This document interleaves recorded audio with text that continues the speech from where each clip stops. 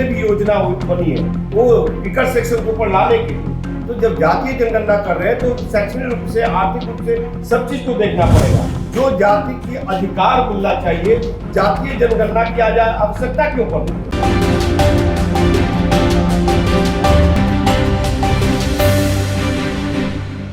नमस्कार, आप देख रहे हैं रब्जी लाइव। अभी हमारे साथ है हाजीपुर के पूर्व लोकसभा प्रत्याशी और युवा बिहार सेना के राष्ट्रीय अध्यक्ष इंजीनियर राजकुमार पासवान। इनसे जानेंगे इन दिनों जो बिहार में खास करके जातिगत जनगणना को लेकर के बातें हो रही है, एमएलसी चुनाव में कैंडिडेट को लेकर के जिस प्रकार जातिगत समीकरण का खेल खेला जा रहा है, उस पर इंजीनियर पासवान क्या सोचते हैं। पासवान जी, जिस प्रकार से अभी जातिगत जनगणना की बात हो रही है, अगर नेता लोग इतने ही ज्यादा चिंतित हैं तो इसके पहले लालू यादव 15 साल राज किए, 17 साल नीतीश कुमार का होने जा रहा है, या जनता को मूर्ख नहीं बनाया जा रहा तो क्या किया जा रहा है? देखिए, जातिगत जनगणना आज आवश्यक है, लेकिन आप किस तरह से करवा रहे हैं, क्या सोच के करवा रहे हैं, आपकी मंशा क्या है? सिर्फ जातियों को, जो दलित, शोषित, वंचित, निर्धन लोग हैं, क्या उन गरीबों का ख्याल रखा जा रहा है? या सिर्फ जाति जनगणना आप सिर्फ कि जाति कितनी है? अरे भैया, हमारी जाति पासवान है। हम इसी से कहना चाह रहे हैं कि जिसकी जितनी संख्या है उतनी सत्ता में हिस्सेदारी, भागीदारी, ये जो बात हो रही है इसमें कितनी सच्चाई? आपको बता दें कि जिसकी संख्या उतनी भागीदारी, ये भागीदारी की बात नहीं है। यहाँ पे जो 70 सालों से, 75 सालों से आजाद भारत के बाद जो समाज को ऊपर आने में दिखती हुई कठिनाई हुई है, 70 साल बाद भी आपको बता दो जितने भी योजना बनी है वो विकट सेक्शन को ऊपर लाने के लिए, तो जब जातीय जनगणना कर रहे हैं तो शैक्षणिक रूप से, आर्थिक रूप से सब चीज को देखना पड़ेगा। और मुझे जहां तक लगता है कि नीतीश कुमार, तेजस्वी यादव, ये लोग सिर्फ जनता को दिग्भ्रमित कर रहे हैं। मैं भी चाहता हूँ युवा बिहार सेना के राष्ट्रीय अध्यक्ष होने के नाते कि जातीय जनगणना होना चाहिए, लेकिन रूप प्रारूप क्या होना चाहिए ये बिहार की जनता को बताना चाहिए। सरकार बतावे। आपको बता दें, कल मुख्यमंत्री की बैठक हुई, उसमें कुछ चंद पार्टियों को बुला लिया। आदरणीय सम्मानीय नीतीश कुमार जी की जो पार्टी है जेडीयू, वो जेडीयू भारत के निर्वाचन आयोग से रजिस्टर्ड है। युवा बिहार सेना पार्टी भी भारत के निर्वाचन आयोग से रजिस्टर्ड है, बिहार में काम कर रही है। उन्होंने मुझे इन्विटेशन नहीं भेजा। नहीं, आपको इस बात का दुख है कि आपको नहीं दिया गया, कि आपको सही में जातिगत जनसंख्या से उसका आपको बता दूं कि 2017 से मैं झोला लेकर के पूरे बिहार का भ्रमण किया हूं। मैं आपको किस जाति की क्या हालात है, तो हम जैसे एक्टिविस्ट का भी तो विचार लिया जाना चाहिए कि आप हिटलर साहब तो मुकेश सहनी का भी का नाम है कि हम नहीं है, हमको नहीं बुलाया गया है, उनका एक भी विधायक नहीं है, ये अलग पैमाना है। हम ये आज इस बात पर चर्चा सर, हमारी जाति में क्या क्या समस्या है, पासवान जाति में क्या क्या समस्या है, वो कौन बात रखेगा? इंजीनियर राजकुमार पासवान रखेगा ना। जब पूरा बिहार को, आज मैं बता देता हूँ कि जितना यादवों की संख्या है उससे कम पासवान नहीं है बिहार में, क्योंकि मैं लगातार बोलता आया हूं, लेकिन हमारी भागीदारी को ये अनदेखी की जा रही है। लालू यादव ने भी अनदेखी किया और नीतीश कुमार भी अनदेखी कर रहे हैं। हम इस बात की चर्चा कर रहे हैं, वो तो अलग भी इशू हो गया कि आपको नहीं बुलाया गया, मुकेश सहनी को नहीं बुलाया गया, और भी कई लोग हैं जिनको नहीं बुलाया गया। मेन मुद्दा है कि तेजस्वी यादव के पिताजी 15 साल यहाँ शासन किए, उनके माताजी पिताजी मिलकर के वो लोग क्या किए? नीतीश कुमार जी 17 साल से नाखून बाल किए, वो क्या किए? देखिए, नीतीश कुमार हो, चाहे बिहार के मुख्यमंत्री रहे लालू प्रसाद यादव जी हो, राबड़ी देवी जी हो, चाहे ये केंद्र में मंत्री लगातार 44 साल रहने वाले स्वर्गीय रामविलास पासवान जी हो, ये सभी लोगों ने अपने जाति को बेवकूफ बनाने का काम किया। जो जाति की अधिकार मिलना चाहिए, जातीय जनगणना की आज आवश्यकता क्यों पड़ रही है? आज आवश्यकता होनी चाहिए थी कि हमारे समाज में engineer, doctor, barrister, Oxford university में लोग कितने लोग पढ़े, जज, कलेक्टर लोग कितने बने। सिर्फ कहने से नहीं, आपको जब समय आया तो आप क्यों नहीं भागीदारी दिलवाए? लेकिन हाँ, आज जातीय जनगणना आवश्यक है, तो उसके अनुसार आपको आज अगर जातिगत जनगणना हो जाएगा तो क्या इससे सबका कल्याण हो जाएगा क्या? जातीय जनगणना का दो पैमाना होना चाहिए। एक तो हर एक जाति को पता चल जाएगा कि हमारी संख्या कितनी है, उस जाति में गरीबी कितनी है, उस जाति में पढ़े लिखे हुए लोग कितने हैं, उस जाति में कहते हैं जो बच्चे लोग हैं अभी टीनी एज के, वो कितने शिक्षित हैं, महिलाओं के लिए क्या है? नहीं, लेकिन आपने जो कहा कि संख्या पता चल जाएगी, तो मान लीजिए कि जो आदमी सवर्ण है, जो जागरूक है, आज कहा जा रहा है कि जनसंख्या नियंत्रण करने की जरूरत है, तो वैसे में वो व्यक्ति जिनकी संख्या कम है वो ज्यादा बच्चे पैदा करेंगे। देखिए, आपको एक चीज और बता दे रहा हूँ, जनसंख्या की जहां तक बात है, तो सरकार ने तो 2 बच्चे का प्रावधान कर चुकी है। अभी के समय में लोग को 8-10 बच्चा नहीं हो रहा है क्या? लालू प्रसाद यादव जी के ही 9 बच्चे थे, 7 बच्चे। ऐसे बहुत सारे उदाहरण आपको मिलेंगे। तो इस चीज को आप मत देखिए, क्या है कि जातीय जनगणना अगर सही डायरेक्शन में सरकार किस तरह से पैमाना तय किया है, वो पब्लिकली भेजे पहले, और पब्लिक से भी संवाद करें। जातीय जनगणना सिर्फ करा करके आप, और सिर्फ ये कि राजपूत भूमियार ब्राह्मण कितने हैं, दुसाध चमार मुसल कितने हैं, कुर्मी कुशवाहा कितने हैं, तो उससे बिहार का उत्थान नहीं होगा। हम यही कहना चाह रहे हैं कि जिस प्रकार से सुशासन के राज में विशेष राज्य के दर्जा पर, विशेष पैकेज के दर्जा पर राजनीति हुई, हुआ कुछ नहीं। आपने देखा कि एक समय ऐसा आया कि बाल और नाखून काटकर उसमें समय बर्बाद किया गया, डीएनए टेस्ट के लिए समय बर्बाद किया गया, बाल नाखून हर चौक चौराहे पर काट करके प्रधानमंत्री जी को भेजा गया, दिल्ली भेजा गया। इससे क्या हुआ? लोगों का सिर्फ समय बर्बाद हुआ। बिहार की जनता जहां थी वहीं है, उसका कोई उत्थान नहीं हो रहा। देखिए, बिहार की विकास और जनगणना दोनों अलग चीज है, अलग पहलू है, दूसरी तरह से सोचा। लेकिन नहीं, इसलिए नहीं अलग है क्योंकि जातिगत जनगणना का आधार ही है कि संख्या की पता चले कि उस हिसाब से उसके विकास की योजना बने। आपको एक चीज बता दूं, आजाद भारत के बाद से अभी तक जो जिनकी जितनी संख्या है, उतनी क्या रिजर्वेशन, जो हमारी रिजर्वेशन है लोकसभा सीटों पे, विधानसभा सीटों पे, उसमें तो अनुसूचित जाति जनजाति के लोग ही लड़ रहे हैं ना, जनरल में भी वही लोग लड़ रहे हैं ना, तो वहां पे तो भागीदारी जिनको है वहां तो मिलेगा ही। और दूसरी चीजें हैं कि यहाँ जो देश की जो हालात है अभी, और बिहार के हालात है, बेरोजगार युवा लोग, मतलब युवा नौजवान जो आज बेरोजगार है, शिक्षा का जो हालात है, आपको सोनू कुमार उसका एग्जाम्पल है, और भी वैसे लाखों सोनू कुमार वैसे बिहार में से अभी लाइमलाइट में आए तो वैसे हजारों लाखों है, लेकिन एक दलित समाज में ही और चाहे पिछड़े समाज में ही वो चीजें नहीं।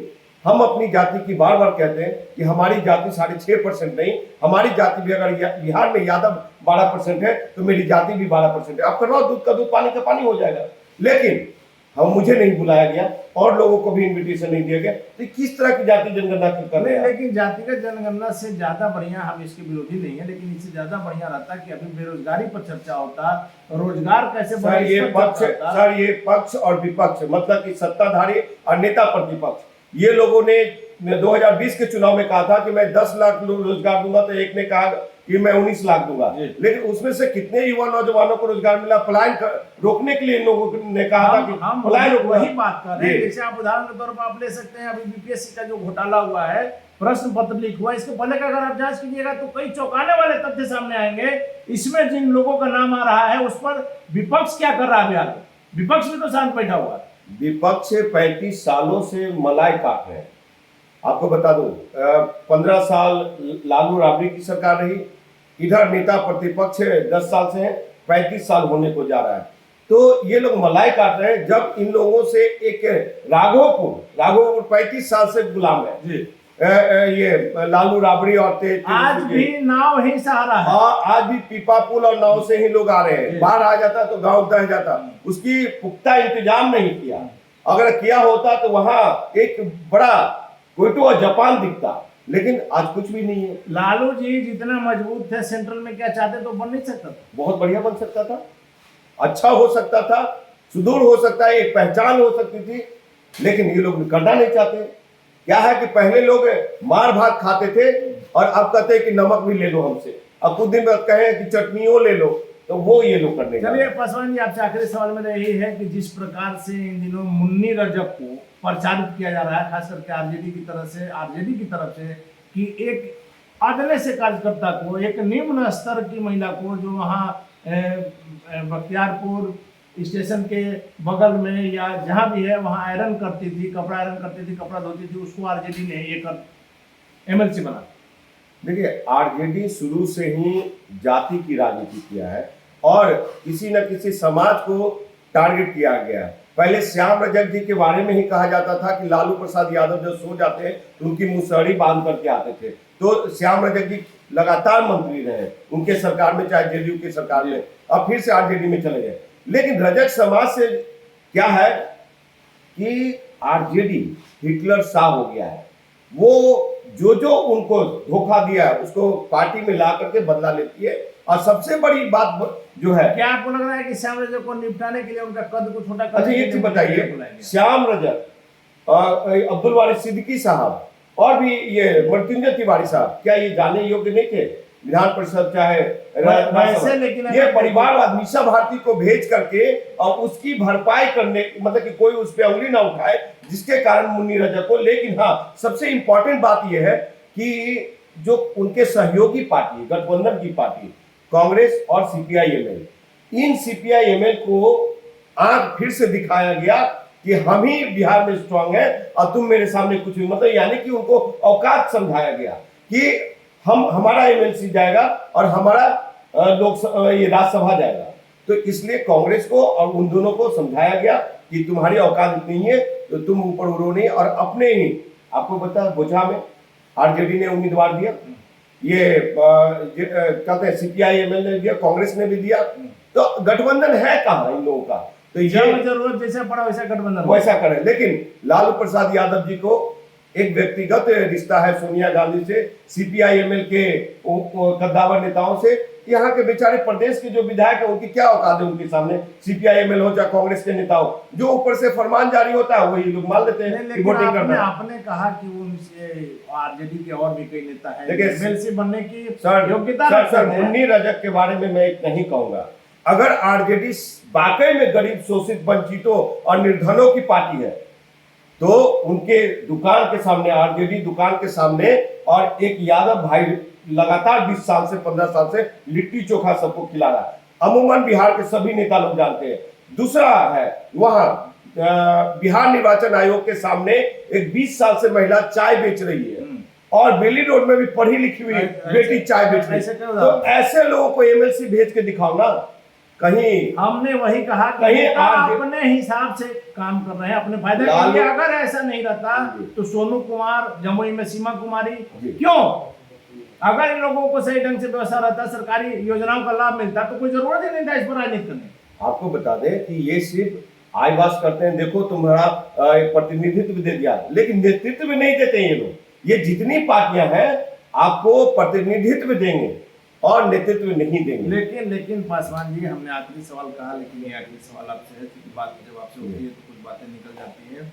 आप भी आम आदमी पार्टी के साथ शुरू से रहे। आपने कहा कि आरजेडी में कई नेताओं के नाम अपने लीड एमएलसी बनाए जा सकते थे, आप में भी कोई कमी नहीं है, आपको भी किसी पार्टी से बनाया जा सकता था। लेकिन आप लोगों ने भी वही किया। आप अरविंद केजरीवाल के साथ शुरू से रहे। अरविंद केजरीवाल ने क्या आकर राजनीति में किया? उन्होंने तो दर्शा दिया कि आम आदमी अगर जाता है तो वो नेताओं से ज्यादा भ्रष्ट बन के काम। देखिए, आपको बता दें कि अभी सत्येंद्र जैन जैसे स्वास्थ्य मंत्री को ईडी ने अरेस्ट किया है और शायद पंजाब के स्वास्थ्य मंत्री को भी अरेस्ट किया है। तो जब उनके कार्यकाल में जब अरेस्टिंग चल रही है और वो ऐसे लोगों को चुन करके राज्यसभा, लोकसभा और भेज रहे हैं और ये एमएलसी के लिए, तो आपको बता दूं कि ऐसे भाई योगेंद्र यादव जैसे लोग, प्रशांत भूषण जैसे लोग, प्रोफेसर आनंद कुमार जैसे लोग, जब वो लोग उन लोगों को नहीं समझ पाया, पार्टी में कोई लोकतांत्रिक व्यवस्था नहीं रहा, यानी कि लालू प्रसाद यादव वाला ही पार्टी अरविंद केजरीवाल का पार्टी हो गया। आम आदमी पार्टी जो था वो खास अरविंद केजरीवाल की पार्टी हो गई। बीजेपी में थोड़ा सा लोकतांत्रिक व्यवस्था दिखता है, लेकिन वहां भी आका के सामने कोई नहीं बोल सकता। तो ये हालात है पार्टियों का, तो उससे अरविंद केजरीवाल भी बाहर नहीं। चलिए, जाते जाते ये बता दीजिए कि जातिगत जनगणना के विरोध में आप नहीं हैं, लेकिन क्या पैमाना होना चाहिए? जैसे कि आपने कहा कि कुछ लोगों को, कुछ नेताओं ने बैठकर ये डिसीजन लिया है, सभी लोगों से बात करनी चाहिए कि एक पैमाना बनना चाहिए था कि किस आधार पर? देखिए, सबसे पहले तो जातिगत जनगणना में एक पैमाना तय होना चाहिए। वो पैमाना ये होना चाहिए कि वीकर सेक्शन कितने हैं, शिक्षित लोग समाज के कितने हैं, बेरोजगार लोग कितने हैं और उसका प्रतिनिधित्व कितना किया जा रहा है, वो कोई भी जाति है जातीय जनगणना में। तो इससे केंद्र सरकार पीछे क्यों हट रही है? और रही बातें बिहार की, तो बिहार के जितने भी मठाधीश पार्टियां हैं उन लोग को कम से कम ये जरूर कहेंगे कि एक आप ही डिसीजन ले करके सारा चीज जातीय जनगणना नहीं करा सकते। हमारी भी पार्टी युवा बिहार सेना, जो कि दिल्ली से लेके, बिहार से लेके, राजस्थान से लेके मुंबई तक काम कर रही है, तो आप सारा फैसला ले लेंगे तो ठीक है, आप जातीय जनगणना करवाइए। लेकिन हाँ, हमारी समाज जो हमारे दुसाध पासवान भाई है, उनको अनदेखी लालू प्रसाद यादव ने भी किया और नीतीश कुमार भी कर रहे हैं। तो ये राजकुमार पासवान बर्दाश्त नहीं करेगा। वो नीतीश कुमार के खिलाफ, चाहे तेजस्वी के खिलाफ बोलूंगा। आपको बता दूं 2019 के लोकसभा में एक भी पासवान को टिकट नहीं दिया ये लालू प्रसाद यादव और कांग्रेस की गठबंधन ने, एक भी लोकसभा में नहीं दिया। उस समय भी कौन बोला? इंजीनियर राजकुमार पासवान बोलने का काम किया। तो अपनी जाति को तो हम देखेंगे भाई, क्यों नहीं देखेंगे? जातीय जनगणना की बात, अपनी जाति को देखिएगा। हम तो पूरे बिहार की बात करते हैं, लेकिन जब जाति की बात आएगी तो क्यों नहीं उसकी अधिकार की लेकिन बात आप करें? तो बराबर आपका तकिया कलाम है कि दुसाध पुत्र इंजीनियर राजकुमार पासवान, दुसाध पुत्र इंजीनियर राजकुमार पासवान। ये भाई पहले लोकसभा चुनाव हम 2 बार लड़े, 14 का लड़े, 19 का लड़े, रामविलास पासवान एवं परिवार पार्टी के खिलाफ। तो जहां भी वोट मांगने गए स्वर्ण के घरों में, तो उन्होंने कहा कि राजकुमार जी आपकी जतिया साथ है तो अपना वोट बर्बाद करें, पहले अपना जाति को। तो इसलिए जात की बात करना पड़ता है। हम तो जाति जानते भी नहीं थे, हम दिल्ली यूनिवर्सिटी में थे, सिर्फ ये जानते थे कि मेरा नाम इंजीनियर राजकुमार पासवान है, लेकिन हम नहीं जानते थे जाति क्या है। यानी समझ में आया दिल्ली यूनिवर्सिटी की पटरी पे, बिहार के खेत खलिहानों में, कि अरे भाई जातियों कुछ होता है। चलिए, धन्यवाद आपका। तो ये थे हमारे साथ इंजीनियर राजकुमार पासवान जी, जिनका साफ तौर पर कहना है कि जातिगत जनगणना के विरोध में नहीं है, लेकिन सभी लोगों से राय विचार करके ही इस बात को आगे बढ़ाना चाहिए। आगे क्या होगा देखना काफी दिलचस्प होगा। फिलहाल आप बने रहे रवजी लाइव के साथ।